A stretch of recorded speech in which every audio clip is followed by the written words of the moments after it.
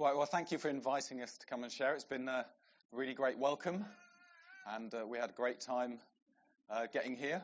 Had a good stop off at Starbucks on the way, which is had nice coffee there and stuff. And so, greetings from Aylesbury. It's great to come up here. We're going to share about our journey as we're going to Athens, and I'm going to try and interweave that with a story in the Bible as well. So we'll see how it goes. We practiced a couple of weeks ago, so it's not entirely an experiment, but we'll see how it goes this morning. So I'm going to share a story from the Bible. Although it happened a long time ago, it's as relevant now as it was then. You see, each of our stories can be like this one. And just to show that, we're going to share our story as part of this story. Our story of moving to Athens next year. And it's really a story of God calling us onto his mission to save the world. So here we go. Many years ago, in a land far, far away, at least from Solihull, a man called Abraham was living in a place called, it was called I wasn't just hesitating. Can you imagine what it must be like living in a place called You know, whenever anybody asks you where you come from, they'll go, "Where do you come from?" "Well, I come from Well, go on, get it out, go on." You can imagine, maybe it's quite close to another place called I don't know, but it's really, sorry, bad joke, very bad joke. But actually, is south of Baghdad in Iraq. Quite a nice place, I've heard. Abraham, when he's living there, he hears something really amazing from God. God says something really amazing, something really incredible to him, something that seems impossible. This is what God says to him. He says, "Leave your native country, your relatives, your father's family, and go to the land that I'm going to show you. I will make you into a great nation. I will bless you and make you famous, and you will be a blessing to others. I will bless those who bless you and curse those who treat you with contempt. And all the families of the earth will be blessed through you." Then, perhaps as amazing as what God says, and that's before he even gets the postcode to put in his sat-nav, to know where God is sending him to. And he takes everything with him. He even convinces his father and his nephew to come too, and also his wife. More importantly than those two. Just need to get that in so I don't get later on. And bit by bit, as they travel, their destination gets clearer and clearer. Even though they end up getting stuck for a while in a place called Haran, which is Turkey, close to Turkey, where his father actually dies before they carry on. I just thought I'd try, so I put this trip in Google Maps, and I can just about see. No, I can't see my glasses. But anyway, it tells you how many hours it would take to walk from those various places. I think it's quite a few. 383. Yeah, that's a long time. Yeah. So there you go. You know, you could do it now. You know, you could actually, if you had Google, you could actually walk the same trip. But it's not plain sailing. As well as the delay in Haran, he makes loads of mistakes along the way. See, he's just human, just like us. He got scared. He got frustrated when things that God promised didn't seem to happen. For example, he calls his wife, his sister, twice. Not just once, twice. When he was afraid that he would be killed because she was so beautiful. You know, I mean, it's just, he didn't even make the mistake once. He made it twice. Yet God sticks with him, and he gets to the final destination, which is Canaan, which is modern-day Israel. And the whole world was blessed through him. You know, even us. You see, through Abraham, who later becomes Abraham, eventually comes Israel. And from Israel, eventually comes Jesus. And we are all blessed through him. He's given us forgiveness. He's given us new life. He's given us a new identity as God's sons and daughters. And he's given us, as well as that, he's given us an amazing purpose to complete the promise he gave to Abraham all that time ago, to bless all the families on the earth. And just like Abraham, God calls us, Jesus calls us onto his mission to save the world. Jesus came and told his disciples, I have been given all authority in heaven and on earth.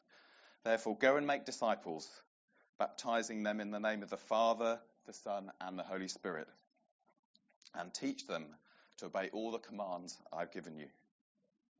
So there are 4 things we want to bring out from this story and illustrate with our story, and we hope that this will also help you with your story. Now, I know that's a lot of stories, but it's really all about God's story and how our story that we're part of and how we get on to be part of God's story.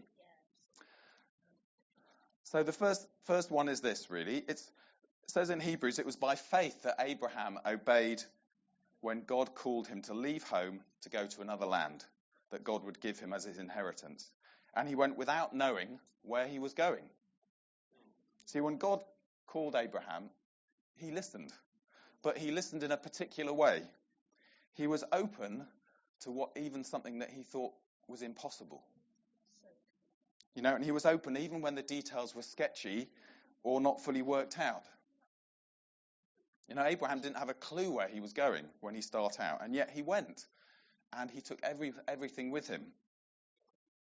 And that's incredible, isn't it, to think that, sometimes we have our plan, but actually it's all about listening to God about what his plan is in our lives.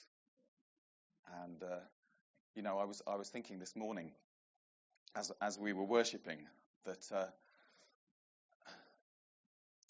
there's so many people in the world who haven't got a home, who haven't got who are like lost, who feel like they don't really fit in, and yet God is calling us to leave our place of safety, our place of family, to go and be family for them and to bless them. So the first thing we can learn from Abraham is this: to be open to what God says, even when it feels, wherever it leads, wherever God shares with us. Okay, our journey started 3 years ago in 2016, while I was still recovering from cancer. And it started when God spoke to Sarah in a leaders' meeting in Bedford that Rob was at. So he probably won't remember when it was, but he was there too. And so I'm going to let Sarah pick up the story here. So as Jonathan said, we were in a meeting a bit like this, and it was during the worship that I just felt God clearly say to me, go to Athens. It's not everyday thing you hear said to you, so go to Athens. And what came to mind as I heard God say that was a New Frontiers European Leaders Conference that was coming up. So it was kind of February, and this conference was coming up in April. And that was the only thing I could think of that was in Athens. And that was term time. So I had I don't know if you ever had an argument with God, but I had a bit of an argument with God because I also felt God say, go to Athens as a family. And I was like, well, we can't go to that as a family because that's term time. My mum's a teacher. We went to school every day. If you've got a mum as a teacher, it's like I would never contemplate taking my kids out of school. We just didn't do that. So, but I felt God clearly say, no, go to Athens as a family. And I was just having this discussion with him. He said, ask the head, and he will give you permission. Yeah, you know how hard it is to get kids out of school nowadays. So you need exceptional permission. So I shared this with Jonathan. I was quite overwhelmed. Have you ever been really overwhelmed with the Holy Spirit, where you really feel this is God speaking, not just, your thoughts? So I shared with Jonathan, and we asked the head. We shared with the head exactly what I've just shared with you, actually. They go to a Church of England school, so our head was open to the thought of hearing from God. And I said to him, we won't go unless you give us permission. And he did. We got exceptional permission. And that was the first kind of step in our journey of thinking, okay, maybe this is God. But we didn't really know why we were going to Athens. So a bit like Jonathan was saying, I'm sure Abraham didn't know why he was going, where he was going, on the journey he was going. But we decided to go as a family. And I can remember Jonathan actually being quite embarrassed about it. Like, what are we going to say when we get there? When people ask us, what are we doing here? What are we going to say? Because we didn't have any connections at that point with churches in Europe. You know, our church, we planted our church a few years ago. We haven't got to the stage of really connecting with anybody else internationally. So we were a bit like, well, why are we here? All we could say is, well, we felt God told us to come. But well, we went anyway. And while we were there, every time we sat down to eat as a family, we were surrounded by Greeks, which you might think, well, that's not that unusual. You're in Greece. But actually, there were people from 30 nations at that conference, and not actually that many Greeks, it turned out. And so while we were there, we just started to feel like God was saying, actually, when I said go to Athens, what have I meant? Go to Athens, not just come to this conference. And so we started to explore that. I'll hand back to Jonathan. I'll tell you more in a bit. So be open to God's voice and be ready for an adventure. But as the story of Abraham's story progresses, God's call on him seems to get bigger and bigger and even more implausible. You know, later on, Abraham questions God, and rather than just sort of like repeating the same promises, God actually makes the plan bigger and bigger.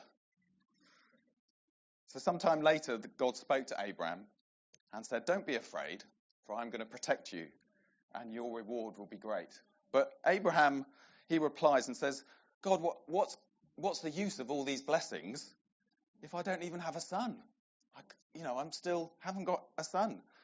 And since you've given me no children, my head slave is going to inherit all my stuff." And then the Lord says to him, "No, your servant will not be your heir, for you will have a son of your own." And then the Lord takes Abraham outside, and he goes, "Look up into the sky and count the stars if you can. That's how many descendants you will have." And amazingly, Abraham believes the Lord, and the Lord counts that to him as righteousness. You know, more descendants than the stars. Yet at this point, his wife is old and can't have children. And as I said, but the call seems to just get bigger and bigger and more impossible. You know, God's call on our lives will often seem impossible beyond something that we could have dreamt up ourselves. You know, never in a million years would I have ever planned or thought that I'd be going to Athens to help with refugees. That was never part of my plan. And it was the same with Aylesbury until God called us there. You know, when we first moved to Buckinghamshire, I think it was 2000, wasn't it? We thought of Aylesbury as the ugly town that you go to get cheap food. You know, we'd never sort of even think of moving there. And I also promised myself that I would never lead a church ever, because I'm a pastor's kid, so I know what happens. And I decided I would never go down that path. And yet, bit by bit, God changed us. The key thing here is, I think, that what God calls us to do can be big, it can be impossible, it can be beyond us, because it isn't our plan, it's his plan. It's God's plan. And he asks us to join him if we open our hearts and our minds to what he's saying to us, and even do the things that we promised we wouldn't do. We can be part of God's amazing, crazy, world-changing plan. But it wasn't just the hugeness of the plan that was impossible to Abraham, it was also the state of them both. They were old. The Bible says they were as good as dead. You know, how can a whole nation come from these two old people? I'm not having anything on, please don't, I'm not trying to be oldest. Can there be ageist here? You know, I can remember thinking back in 2016, and still do sometimes, how can I ever be contemplating this move to Athens? This seems crazy. I've just had cancer, serious cancer. My bones were crumbling. I actually lost 3 inches in height through the cancer that I had. And yet, amazingly, God is calling me to Athens. You know, my doctor's got used to it now, but when I first told her about this plan, she just looked at me in that sort of doctor's look that goes sort of, you're being very silly and stupid. Have you ever had, you ever seen that sort of doctor's look? They sort of peer over their glasses and, and she said to me, do you realize what has happened to you? Do you realize you've just recovered from a serious illness? Do you realize what Athens is like? If this was our plan, it would be really silly. It would be stupid, actually reckless. But it's God's plan. And because it's God's plan, it's not silly, stupid, reckless. It's what we need to do. So I'm going to hand over to Sarah now, who's going to share a bit more about that plan. So, as you can probably tell, we're quite excited that we're going to get to play. Well, we've already been playing a part in Aylesbury, but we're going to get to play a part globally in God's world-changing plan for Greece now, as we go to live in Athens and disciple refugees. And you can see here this picture of Athens. It's a vast expanse of white buildings, and it's a bit like Jonathan said that we never thought we'd have a heart for. But and one of the words that God gave us as we looked out over the city, we were standing up on a hill in Athens, is just that verse that says the fields are white for the harvest. And as you can see, that it is just white for miles. Greece has a population of 11 million, and 4 million of those people live in Athens. It's amazing. But it's 90%. It used to be about 99, but I think nowadays, probably because people have stopped going to church, it's about 90% Greek Orthodox. It's very much part of the Greek identity. To be Greek is to be Greek Orthodox.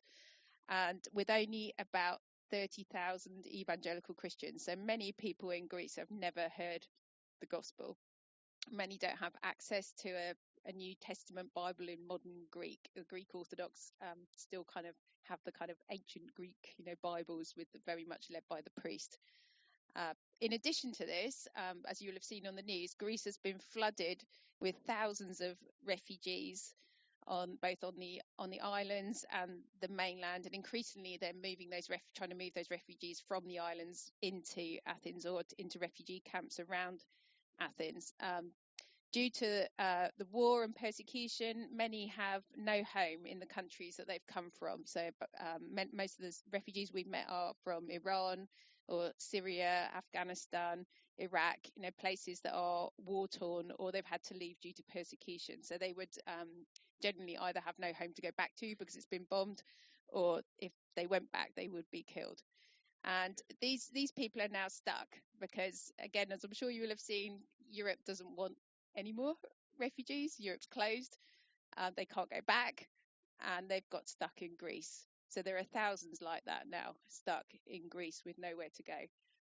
And we're excited to be that really God has called us, we feel, to bring honour to those people, to value a people that no one wants, to show God's love to them and share God's love with them. And we really believe that that's part of God's world. Many will, not just for Greece or for those refugees, but that as we share God's love with them, many will either be called to make a home in Europe eventually if the doors open, or to go back to the countries that they come from and share the gospel with others.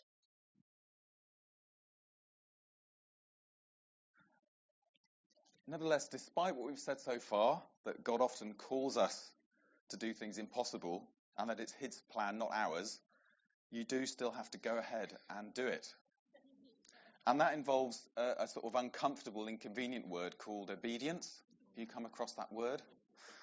And part of obedience is about getting ready for the cost of what it means to go, giving up a safe, comfortable life, a nice house, a nice job, settled kids, all that sort of stuff. And it takes courage to do that. But we found in our journey so far that hearing God's voice actually breeds courage. When you hear God's voice speak to you, it actually breeds courage. And it can help you take that perspective that it's not my small thing. I'm actually being part of God's big thing. And therefore I can do this. And I just feel for you may think, well, God isn't asking me to go to a new place, but I think still God is asking us all to leave our comfort zones. He's asking us to leave.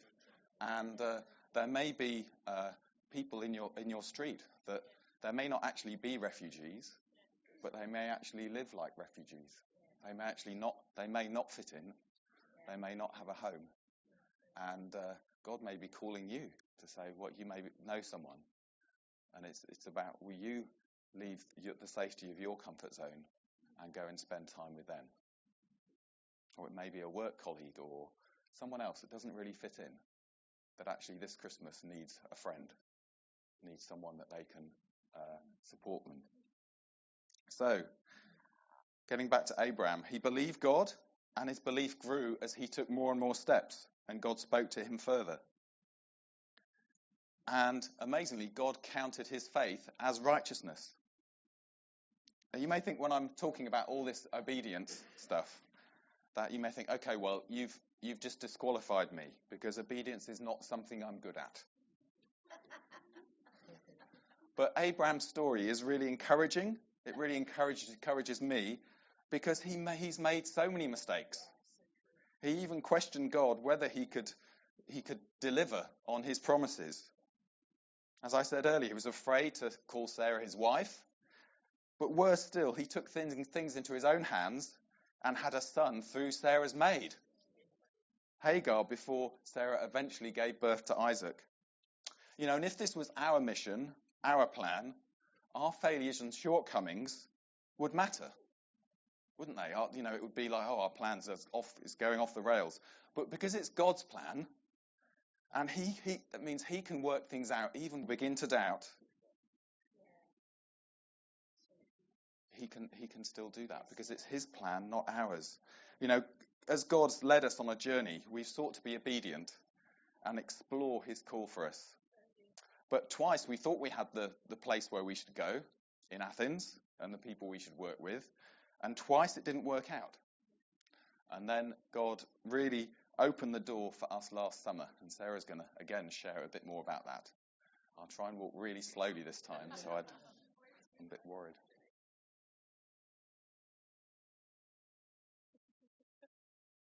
So obedience to God's call for us has meant, as I shared right back at the beginning, our children, James and Emma, being part of the journey from the beginning. We really believe that God's called us to be a family on a mission. It's also meant perseverance with, over the last 3 years, at least 9, I think we're starting to lose count, 9 trips together to Greece as we explored exactly where God wanted us to be and who he wanted us to work with. And as Jonathan said, it was last summer when we spent 4 weeks out in Greece together as a family that we really felt God speak to us about who we were called to. And so this is a refugee family in a camp north of Athens. And this little girl that James and Emma with, you can see in the middle, is growing up in a refugee camp. So this family have been there now 2 years. The camps are very isolated, so 3 hours walk to the nearest town. There's a bus arranged once a week, but you have to get tickets, so obviously not everybody can get into the town. They live in, I think it's picture coming up in a minute, of the ISA boxes. They live in these little boxes like this, a bit like containers, I guess, with one room and a small shower room. They have to walk quite a way actually for kitchen facilities to cook. And many have no access to finances. If you can't get papers, which are very hard to come by now, you have no access to finance and you're reliant on UN food boxes. So a bit like living on food bank in this country, but every week, not just for 3 days, the 3-day supply you get here, every week, the same box. And actually they showed us the box of food they get, and some of it they didn't even know what to do with because they didn't really know what it was. So it's very hard. But they are still amazingly generous. So you can see here, they're making a barbecue for us one day when we went to visit the family, and the guy had walked miles to collect sticks because they are so hospitable and they really want to share the very little that they have with us. So just we always say, actually, you think sometimes you're going to help people, and actually they teach you so much by their generosity and their hospitality. Such amazing people. And James and Emma made friends with Ava, This is little Arva here, and just such a joy actually to see. This is just a little pack of toys from the local supermarket, a couple of euros, nothing to us, but to a little girl like this living in a camp with nothing, just the joy. I think Emma said she kissed her all over of just this little pack of animals.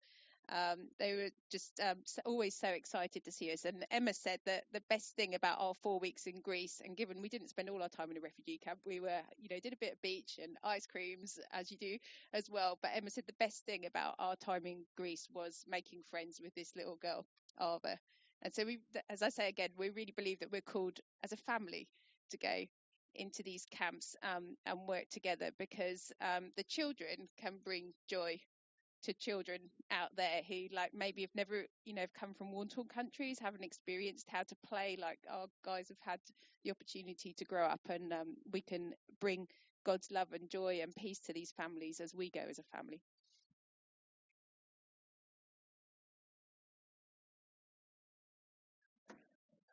So while we were in Greece last summer, one thing that I actually had a dream while we were out there. I believe it was a prophetic dream. It's one of those dreams where you wake up from and you think it's actually happened. It was that clear, and it was where we were walking into the refugee camp, and the person that runs the camp came up to us and said, "Please, will you plant a church in this camp?" And it was one of those things where I just, what? This is just, it's a predominantly Muslim camp. Why would anyone ask me to do that? And that sort of set the tone for the rest of our time there in the summer. We spent thinking, how do we respond to that dream? And then we connected with friends who were part of a Greek missionary organization who were doing exactly that, who were connecting with Christian refugees in various camps and helping them with their church groups that they were doing. And so that was amazing. So in obedience to God's call, that's what we're going to help with, to support the isolated. They need church where they live. It's their home. It's their new home. And when you are there, it feels very much like New Testament, because it's like a whole church made up with people that have just become Christians, who are hungry to learn about their new faith. And many of them have nothing to do. You can't work when you're in the camps. You can't do anything. They're just there waiting. And so they've got lots of time, lots of their, there's a real opportunity to disciple them and spend time with them. And when they do finally move on, they can make disciples wherever God places them, whether that's going to be somewhere in Europe or back in the Middle East. Most MEMET would love to go back to the place where they came from. And some are planning to go back there someday. One person we know had a vision of going back to his hometown in Iraq and giving them some bread. And he believes that this is a picture of him being called by God to one day go back to his local town and share the gospel with them. And it's just incredible. So I'd just like to share with you the story of one of the refugees I met up with. Many of them have found Jesus in amazing ways. So this guy was a Kurdish communist atheist. He found himself in a camp in Athens last year, and some of the Muslim refugees in the camp found out who he was, and they decided to beat him up. So they beat him up so badly that he was in a coma for 3 months. However, amazingly, while he was in the coma, he had a vision of Jesus. And Jesus came to him and said, "I forgive you." And then Jesus came to him and said something else as well. "Now I've forgiven you. Go and forgive those who beat you up." So after he came out of the coma, he became a Christian, and he went back to the camp and found some of the people that beat him up and forgave them. And now he's being trained in Athens to reach and disciple others. He's lost. When he was sharing this with me, he had his phone out and he showed me all the gruesome details of how he was beaten up, and he's lost much of the use of his left hand from the beating. But he told me he didn't mind that, because through this he found Jesus. It's just incredible, and there's just, it's just incredible. So, okay, quickly back to the story of Abraham. You know, one thing that when Abraham followed God was that he became a blessing. We all owe so much to him. You know, how many people have done courageous things as a result of what Abraham did? Plus, he started the road to us actually finding Jesus and Jesus coming. And in the same way, a huge part of being on God's mission is being a carrier of God's blessing to others who need it. We get to carry God's amazing love wherever we go. We get to carry the good news that he gives us. You know, and you can just go as you are, just armed with faith and obedience. You know, we're just a normal family. There's nothing very special about us, but we're just going to go and be friends with refugees. Amazingly, even in the short time that we've been there, we've seen God use us to bless others. And Sarah's just going to quickly share briefly about that. I don't know how much time have we got left.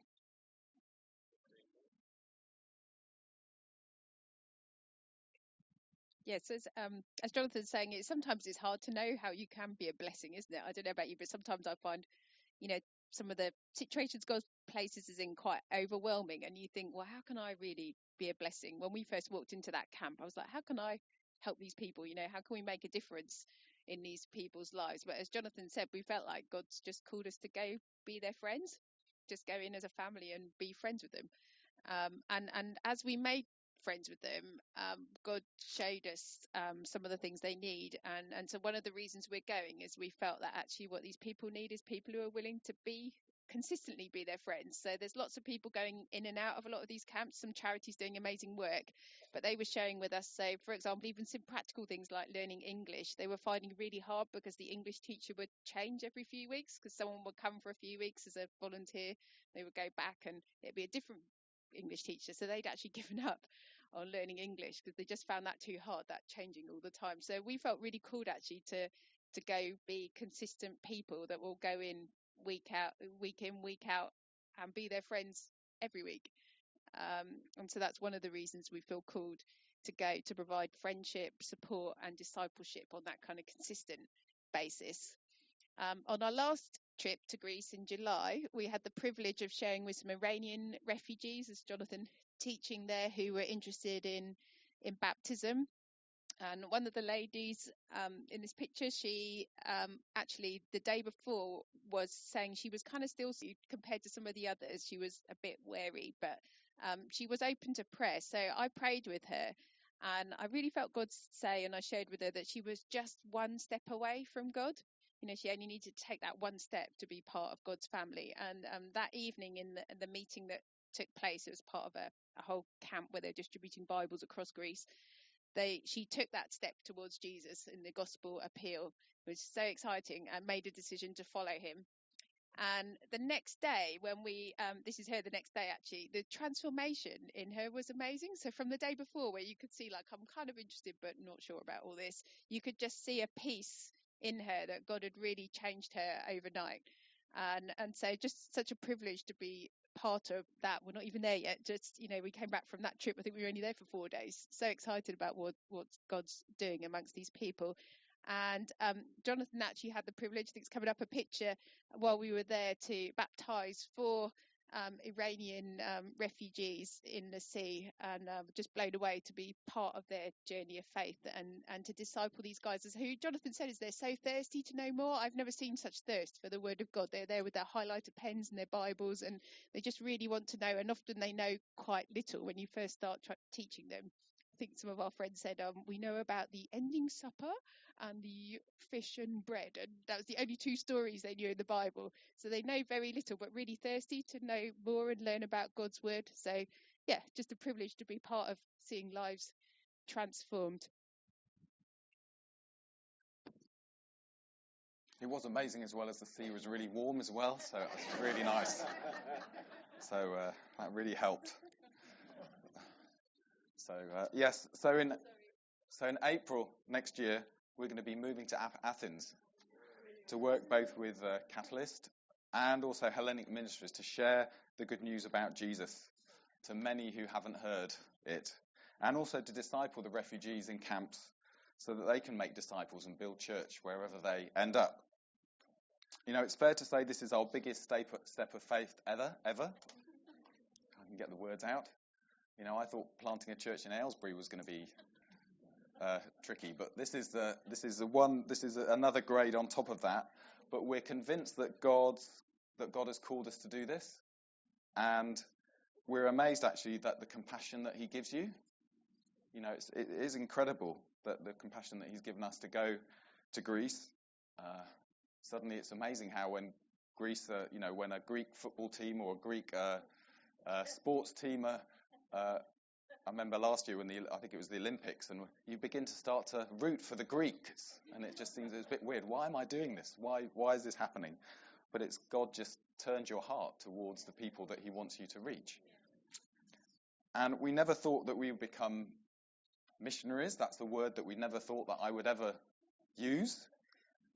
Although, amazingly, actually, when I was a kid, I actually said to my dad, I want to be a missionary. And I only remembered that a while ago. And my dad, who's very ill with Parkinson's disease, actually, he says, oh, yes, I can remember you coming out of your bedroom and saying you want to be a missionary.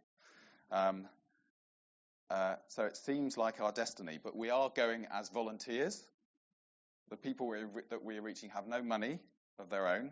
So we'll be reliant on God's provision to do this, mostly from supporters back in the UK, through gifts of churches and individuals. But we believe that we're called to go, and we're trusting God that others will support us as we do, both financially and also crucially in prayer, which we need just as much.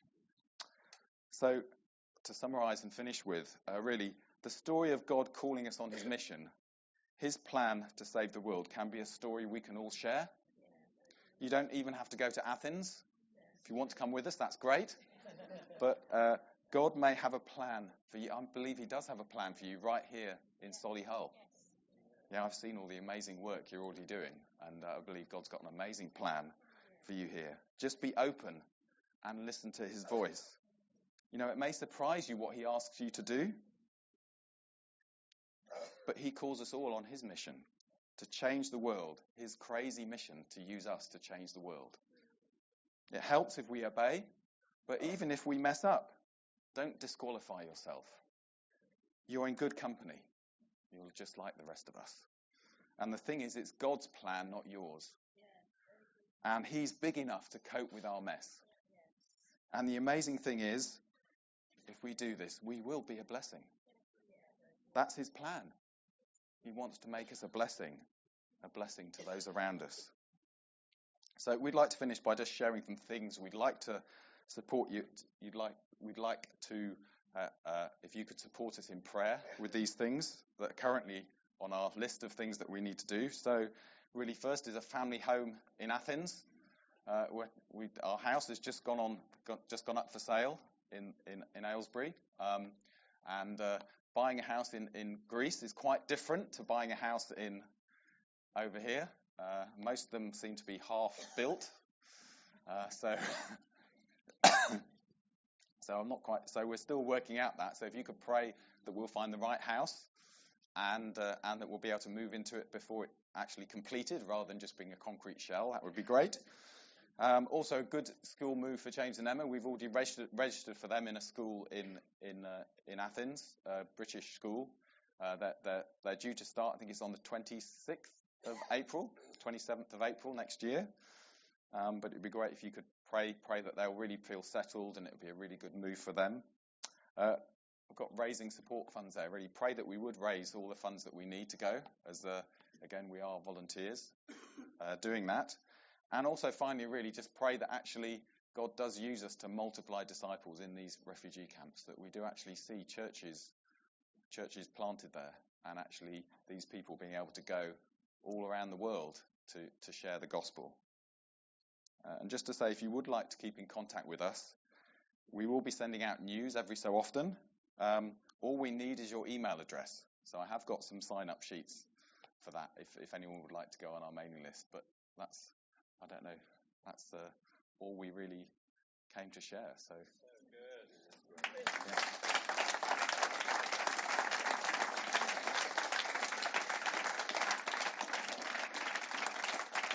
good. Yeah.